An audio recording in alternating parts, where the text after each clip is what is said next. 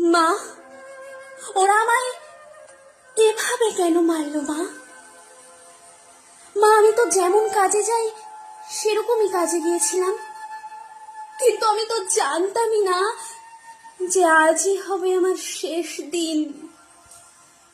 আমি তো আমার জুনিয়রদের সাথে একসাথে কত গল্প করতে করতে তোমার হাতে বানানো টিফিনটা খাচ্ছিলাম। তখনও যদি একটু বুঝতে পারতাম।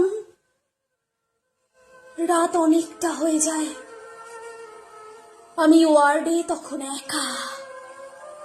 ওরা আমার সাথে ছি। মা, আমার খুব কষ্ট হচ্ছিল জানো তো।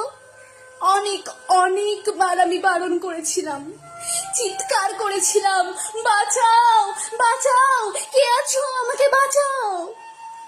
কিন্তু কেউ আমার চিৎকার, আমার আর্তনাদ শুনতে পায়নি জানো তো মা। আর ওরা আরো পশুর থেকেও বিচ্ছিরি ব্যবহার করতে লাগলো, খেলতে লাগলো আমাকে নিয়ে। আমি ওদের হাতে পায়ে পড়লাম জানো তো। আমি এটাও বললাম যে আমাকে ছেড়ে দাও, ছেড়ে দাও প্লিজ, আমাকে ছেড়ে দাও, আমি কাউকে কিচ্ছু বলবো না, আমাকে যেতে দাও। কিন্তু ওরা আর আমায় তোমার কাছে একবার যাওয়ার সুযোগটা দিল না তোমার কোলে শেষবারের মতো মাথা রাখতে দিতে, দিল না শেষবার তোমার হাসি মুখটা দেখার সুযোগ, দিল না বাবার স্বপ্নে তার রাজকন্যার বড় ডাক্তার হওয়ার কাহিনী সত্য করতে। আমার গলা টিপে ধরে, নিজেদের সর্বশক্তি দিয়ে আমার গলা চেপে ধরে, জানো মা, আমি অনেক চেষ্টা করেছিলাম বাঁচার, কিন্তু হয়তো আজ ভগবানও চায়নি যে আমি হয়তো বেঁচে থাকি।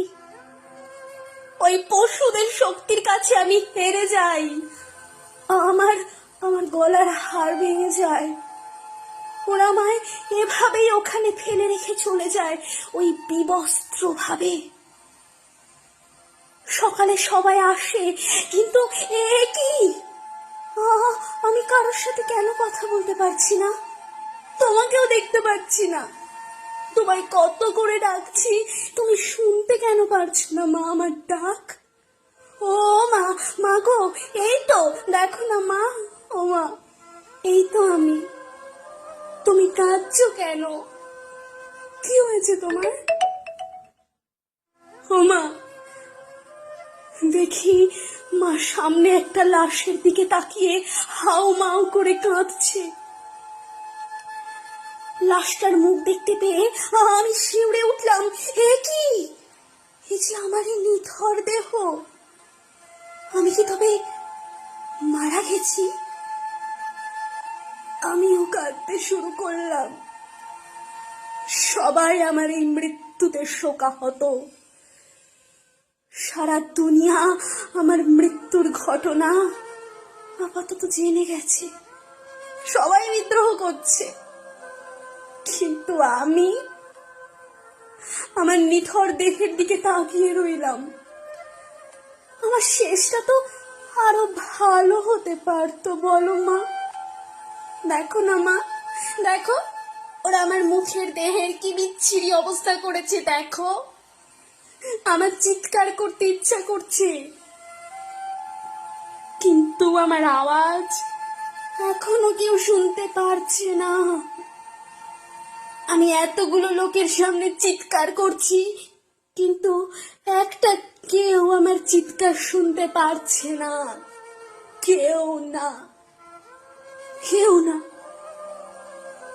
মা, আমার আর তোমার আদর খাওয়া হলো না মা, হলো না।